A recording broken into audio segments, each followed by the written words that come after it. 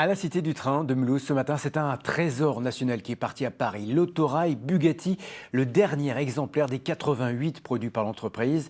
Il rejoint l'exposition de véhicules anciens Rétromobile Porte de Versailles. Stéphanie Malleron et Eric Kleinhofer ont assisté au départ de ce convoi exceptionnel. Regardez. Il a fallu déplacer la bête. Pas une mince affaire.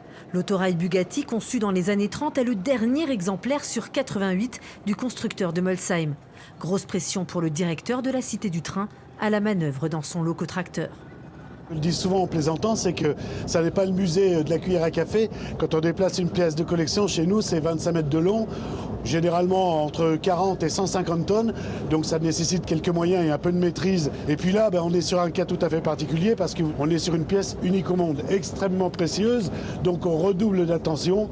Il faut dire que cet autorail, propulsé par 4 moteurs issus de la mythique Bugatti Royale, est un trésor national.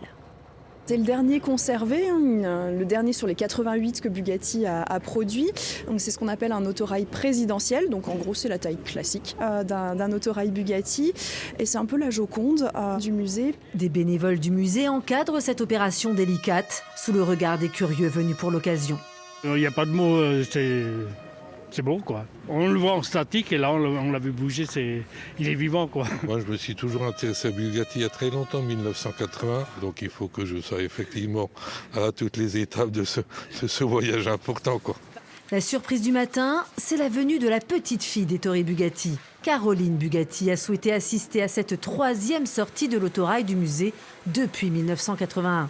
Elle est très mobilisée pour mettre en avant cet événement. Il va être suivi tout au long de son parcours puisqu'il est possible via une application de voir exactement où il se trouve. Et il y a d'autres propriétaires de Bugatti qui tout au long du parcours l'attendront, prendront quelques photos, s'organiseront peut-être pour que la voiture le suive sur quelques kilomètres. Enfin, on espère que tout le monde va jouer le jeu puisque c'est quand même un bel événement.